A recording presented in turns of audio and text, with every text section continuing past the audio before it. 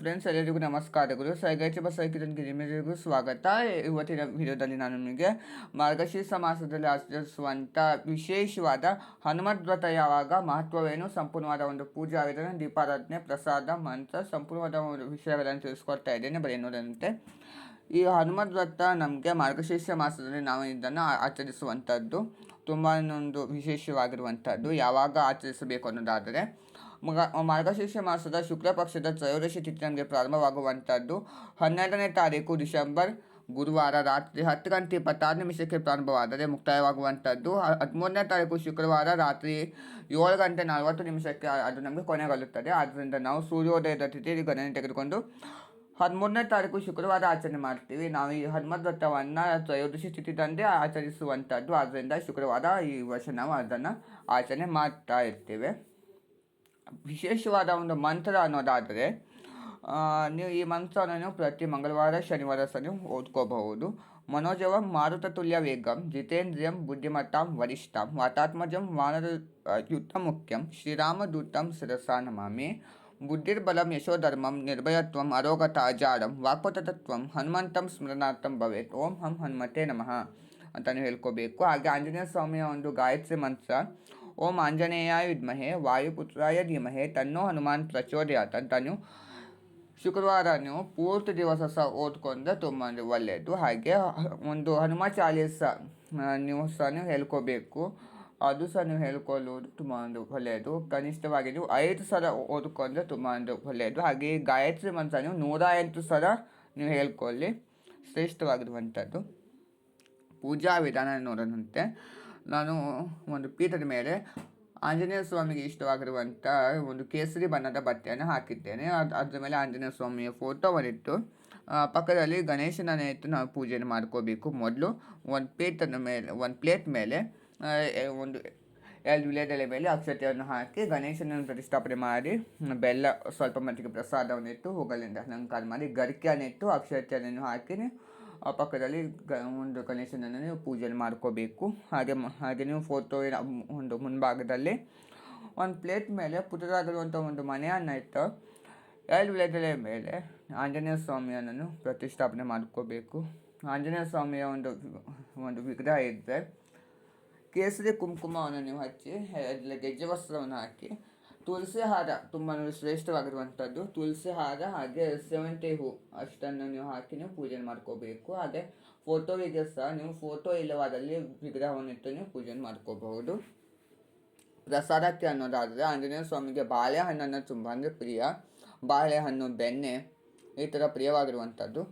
ಆದ್ದರಿಂದ ನಾನು ಬಾಳೆಹಣ್ಣನ್ನು ಒಂದು ಪುಟ್ಟದಾಗಿ ಹೆಚ್ಚಿ ಜೇನುತುಪ್ಪ ಹಾಗೆ ಸಕ್ಕರೆಯನ್ನು ಹಾಕಿ ಪೂಜೆಗೆ ಇಟ್ಟಿದ್ದೇನೆ. ಹಾಗೆ ಬೆಣ್ಣೆಯನ್ನು ಸಹ ಇದನ್ನು ಮರೆಯಬೇಡಿ. ಹಾಗೆ ತಾಂಬೂಲ, ಎಲೆ, ಅಡಿಕೆ, ದಕ್ಷಿಣೆ, ಹಾಗೆ ಬಾಳೆಹಣ್ಣು, ಹಾಗೆ ತೀರ್ಥಕ್ಕೆ ಸಹ ನಾನು ತುಳಸಿ ದಳವನ್ನು ಹಾಕಿ ಇಟ್ಟಿದ್ದೇನೆ. ಹಾಗೆ ಹಣ್ಣುಗಳನ್ನು ನೀವು ಇಡಬೇಕು.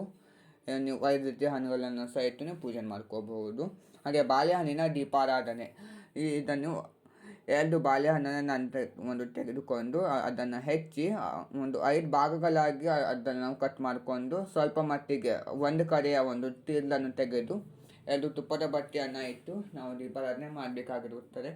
ಹಾಗೆ ಪಂಚಮುಖ ದೀಪಾರಾಧನೆ ಅನ್ನೋದಾದರೆ ಒಂದು ಪ್ಲೇಟ್ ಮೇಲೆ 5 ವಿಳೆದೆಲೆ ಇಟ್ಟು ಒಂದು ಪಂಚಮುಖಿ ದೀಪವನ್ನು ಇಟ್ಟು ಅದಕ್ಕೆ ನೀವು 5 ಬಟ್ಟೆಗಳನ್ನು ಅದನ್ನು ಮಾರ್ಪಾಡಿಕೊಂಡು ನೀವು ಕೇಸರಿ ಬಟ್ಟೆಗಳನ್ನಾಗಿ ಅದನ್ನು ಮಾಡಿ ತುಪ್ಪವನ್ನು ಹಾಕಿ ನೀವು ದೀಪಾರಾಧನೆ ಮಾಡಬೇಕು.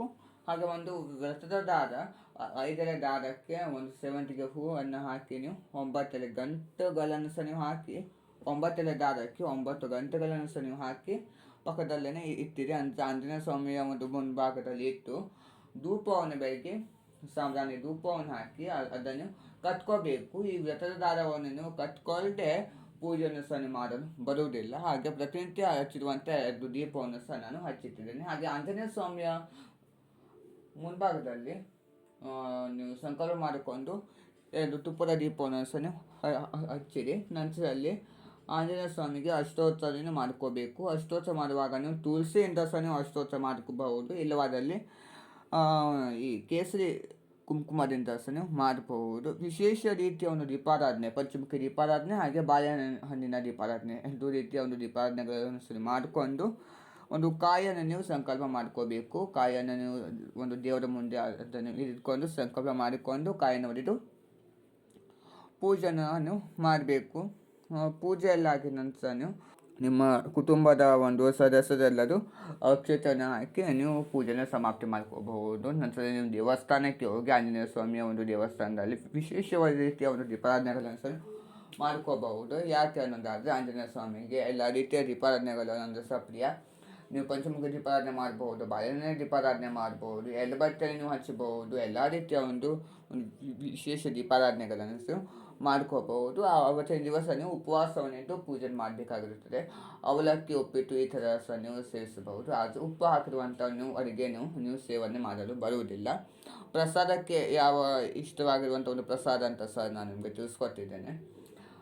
ಹಾಗೆ ಮಂತ್ರ ಸಹ ನನಗೆ ತಿಳಿಸ್ಕೊಟ್ಟಿದ್ದೇನೆ. ಈ ಪೂಜೆಯನ್ನು ನೀವು ಯಾವ ಸಮಯದಲ್ಲಿ ಮಾಡಬೇಕು ಅನ್ನೋದಾದರೆ ಶುಕ್ರವಾರ 13ನೇ ತಾರೀಕು ನೀವು ಬೆಳಿಗ್ಗೆ ಬ್ರಾಹ್ಮಿ ಮುಹೂರ್ತದಲ್ಲಿ ಮಾಡಿಕೊಂಡ್ರೆ ತುಂಬ ಒಳ್ಳೆಯದು. ಈ ಮಾರ್ಗಶೀರ್ಷ ಮಾಸದಲ್ಲಿ ನೀವು ಬ್ರಾಹ್ಮಿ ಮುಹೂರ್ತದಲ್ಲಿ ಸಹ ಮಾಡ್ಕೋಬಹುದು. ಇಲ್ಲವಾದಲ್ಲಿ ನೀವು ಒಂದು 10 ಗಂಟೆ ಒಳಗಡೆ ಮಾಡಿಕೊಂಡ್ರೆ ತುಂಬ ಒಳ್ಳೆಯದು. ಯಾಕಂದರೆ 10:30ಯಿಂದ ನಮಗೆ ರಾಹು ಕಾಲ ಪ್ರಾರಂಭವಾಗ್ತದೆ. ನಾನು ಅದನ್ನು ಒಂದು ವಿವರಣೆ ಹಾಗೆ ನೋಡುವುದಾದರೆ 10:46 ನಮಗೆ ಪ್ರಾರಂಭವಾಗ್ತದೆ. ಆದರೆ ನೀವು 10 ಗಂಟೆ ಒಳಗಡೆ ನೀವು ಪೂಜೆಯನ್ನು ನೀವು ಕಂಪ್ಲೀಟ್ ಮಾಡಿಕೊಳ್ಳುವುದು ತುಂಬ ಒಳ್ಳೆಯದು. ಹಾಗೆ ಇದನ್ನು ನೀವು ಯಾವ ದಿವಸ ವಿಸರ್ಜನೆ ಮಾಡಬೇಕಂದ್ರೆ ಈ ಪೂಜೆಯನ್ನು ನೀವು ಶುಕ್ರವಾರ ಮಾಡಬೇಕು, ಶನಿವಾರ ಅದನ್ನು ವಿಸರ್ಜನೆ ಮಾಡಬಹುದು. ನೀವು ಈ ಪೂಜೆಯನ್ನು ನೀವು ಪ್ರತಿ ಶನಿವಾರ ಸಹ ನೀವು ಮಾಡ್ಕೊಳ್ತಾ ಬರ್ಬೋದು ಇದೇ ಥರ. ಆದರೆ ವ್ರತದಾದ ಬೇಡ, ಸಿಂಪಲ್ ಆಗಿ ನೀವು ಆಂಜನೇಯ ಸ್ವಾಮಿ ಪ್ರತಿಷ್ಠಾಪನೆ ಮಾಡಿಕೊಂಡು ಅಷ್ಟೋತ್ಸವ ಮಾಡಿ ದೀಪಾರಾಧನೆ ಮಾಡಿಕೊಂಡು ನೀವು ಪೂಜೆಯನ್ನು ಸಹ ಮಾಡ್ಕೋಬಹುದು. ತುಂಬ ಒಂದು ವಿಶೇಷವಾಗಿರುವಂಥ ಪೂಜೆ. ಈ ವ್ರತವನ್ನು ನೀವು ಮಾಡುವುದರಿಂದ ನಿಮ್ಮ ಸಂಕಲ್ಪ ಸಹ ಇದಿರುತ್ತೆ. ನೋಡೋದು ಫ್ರೆಂಡ್ಸ್, ನನಗೆ ಇವತ್ತಿನ ಈ ಒಂದು ವಿಡಿಯೋದಲ್ಲಿ ಹನುಮದ್ ವ್ರತ ಯಾವಾಗ, ಮಹತ್ವ ಏನು, ಸಂಪೂರ್ಣವಾದ ಒಂದು ಪೂಜಾ ವಿಧಾನ, ಪ್ರಸಾದ, ದೀಪಾರಾಧನೆ, ಮಂತ್ರ ಎಲ್ಲರ ಬಗ್ಗೆ ಸಹ ಸಂಪೂರ್ಣವಾದ ಮಾಹಿತಿಯನ್ನು ಕೊಟ್ಟಿದ್ದೀನಿ. ಲೈಕ್ ಮಾಡಿ, ಶೇರ್ ಮಾಡಿ, ಕಮೆಂಟ್ ಮಾಡಿ, ಸಬ್ಸ್ಕ್ರೈಬ್ ಮಾಡೋದನ್ನು ಮರಿಬೇಡಿ. Thank you.